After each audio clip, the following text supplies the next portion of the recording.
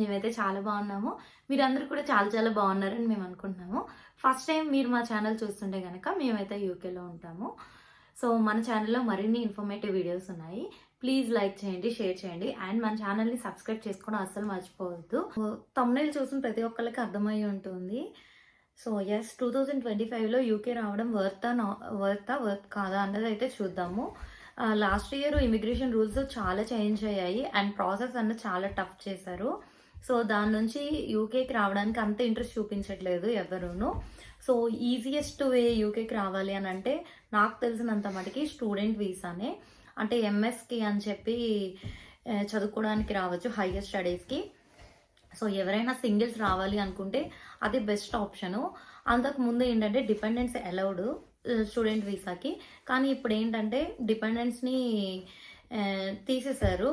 ఎందుకంటే మైగ్రేషన్ని cut down చేయడానికి, UK మైగ్రేషన్ని చాలామంది ఇలా వచ్చేస్తున్నారని చెప్పి దాన్ని ఆల్మోస్ట్ తగ్గించడానికి డిపెండెన్స్ అన్నది తీస్తారనమాట. సో ఇప్పుడు ఓన్లీ ఎవరైతే మెయిన్ అప్లికెంట్ ఉన్నారో వాళ్ళే రావడానికి అవుతుంది. అదే ఒకవేళ ఆ స్టూడెంట్ పిహెచ్డి స్టూడెంట్ అనుకోండి. సో పిహెచ్డి ఆ లెవెల్ హైయర్ ఎడ్యుకేషన్ వాళ్ళ డిపెండెన్స్ అయితే అలౌడ్. అలా కాకుండా ఓన్లీ ఎంఎస్ చేసే వాళ్ళ డిపెండెన్స్ అయితే not allowed. So main reason అయితే అది డిపెండెన్స్ని తీసేయడం వల్ల స్టూడెంట్స్గా రావడానికి చాలామంది ఇంట్రెస్ట్ చూపించట్లేదు. అండ్ ఇంకొకటి కాస్ట్ ఆఫ్ లివింగ్ చాలా ఎక్కువ అయింది యూకేలో.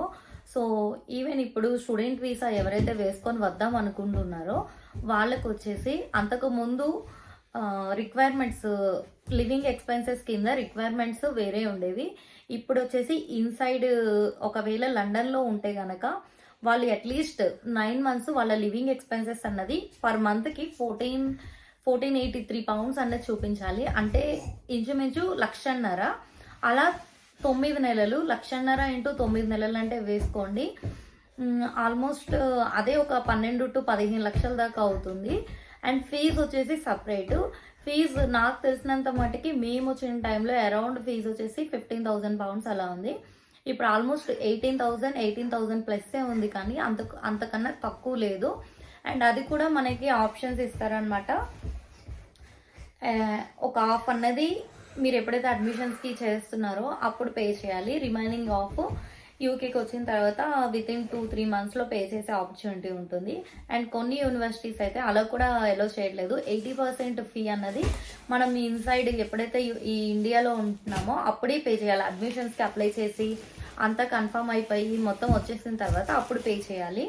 20% అన్నది ఇక్కడికి వచ్చిన తర్వాత 1-2 months లేదా అట్లీస్ట్ 3 months ఆ లోపు పే చేయాలన్నమాట. సో మినిమం 18,000 pounds అన్నది లేనిదే 2 years మాస్టర్స్ అన్నది ఇక్కడ కష్టం సీట్ రావడం అన్నది. సో ఈ లెక్కన ఫీజెస్ అన్నవి చాలా పెరిగాయి. అండ్ ఇంకొక ఇంపాక్ట్ ఏంటంటే డిపెండెన్స్ని తీసేశారు.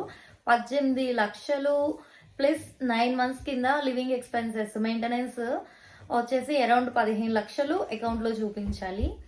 అది అంటే ఫేక్ మీడియేటర్స్ త్రూ అవ్వనివ్వండి లేదా మీ మనీ అవ్వనివ్వండి, అట్లీస్ట్ అది ఒకవేళ మీడియేటర్ త్రూ అయితే కనుక వాటికి చూపించినందుకు ఇంట్రెస్ట్ అన్నది ఛార్జ్ చేస్తారు. అది మనమే బేర్ చేయాలి.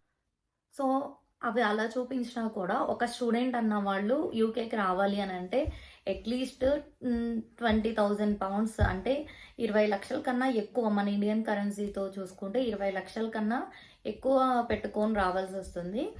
సో అదొకటి. అండ్ డిపెండెన్స్ని తీసేశారు కదా, అండ్ అదొకటి. అండ్ మెయింటెనెన్స్ కింద ఇవన్నీ చూపించాల్సి వస్తుంది. సో ఇవన్నీ ఎప్పుడైతే రూల్స్ కొంచెం టఫ్ చేశారో రావడానికి అంత ఇంట్రెస్ట్ చూపించట్లేదు, తగ్గుతూ ఉన్నారు.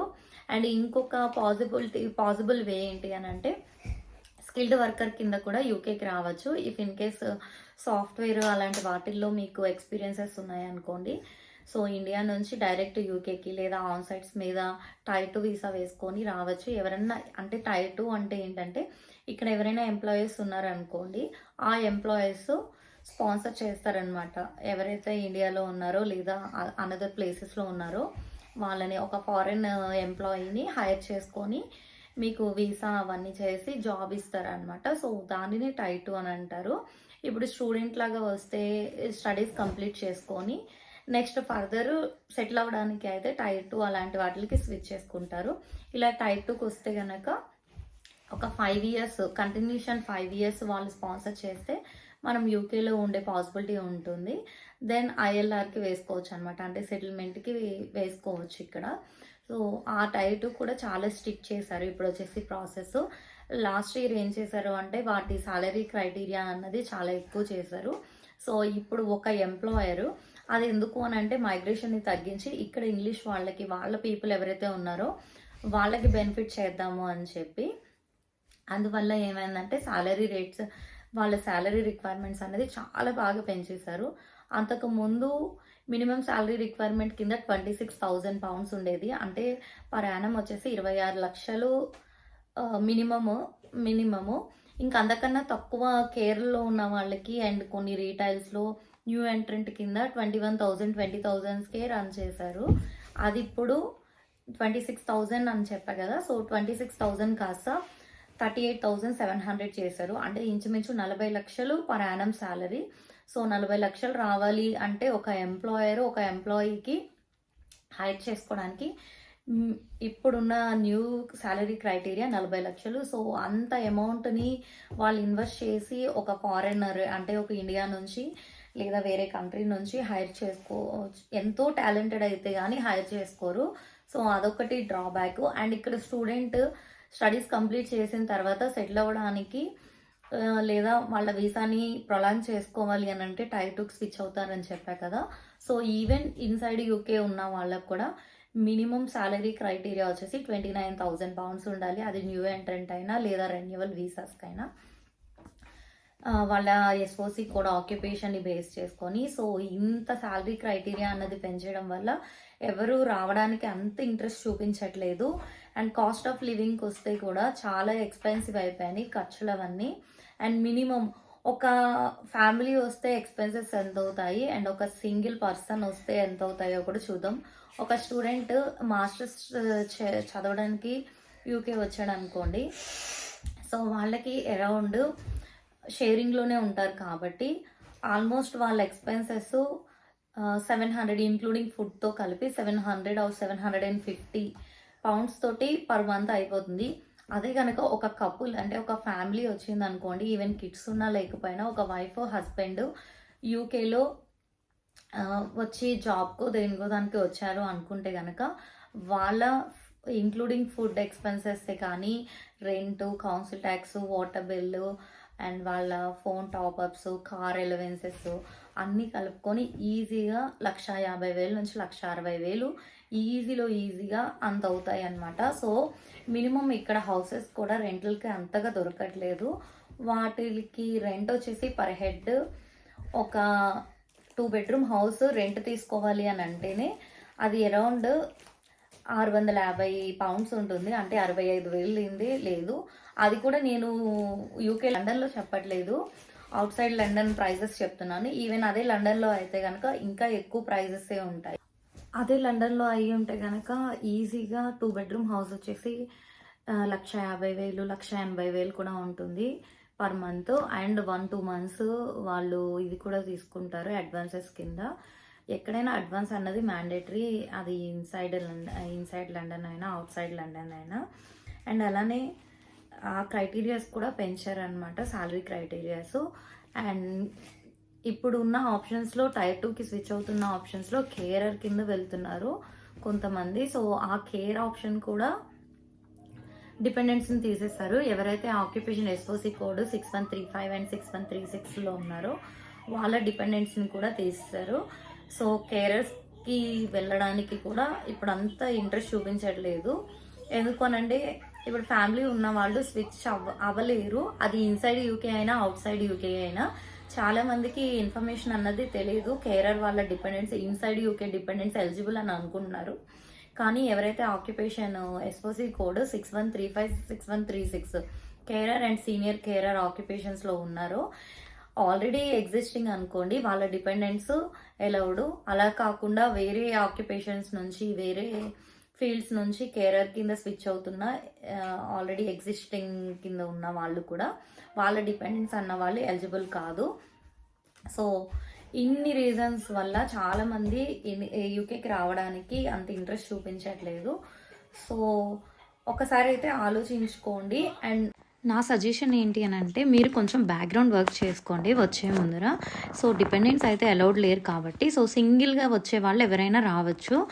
అండ్ కొంచెం ఫీజెస్లో కూడా కంపేర్ చేసుకోండి. ఫస్ట్ మీరు నిజంగానే ఎంఎస్ చేయడానికి వస్తున్నారా లేదా ఓన్లీ మనీ అర్నింగ్ చేసుకోవడానికి వస్తున్నారా అన్నది క్రాస్ చెక్ చేసుకోండి.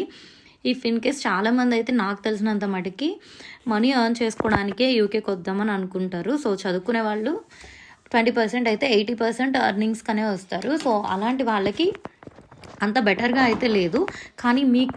కానీ యూకేలో మీకు ఎవరైనా తెలిసిన వాళ్ళు ఉన్నారనుకోండి, ఎయిదర్ ఫ్రెండ్స్ అయినా రిలేషన్స్ అయినా ఎవరైనా ఉన్నారు అని అంటే కనుక ఫస్ట్ వాళ్ళని కనుక్కోండి. మీరు ఏ ప్లేస్కి వెళ్దాం అనుకుంటున్నారో కొంచెం వాళ్ళు ఏమన్నా మీకు సపోర్ట్ ఇచ్చారనుకోండి, సో దట్ మీరు కొంచెం అంటే ఎక్స్పెన్సెస్ అనేది తక్కువ అవుతాయి.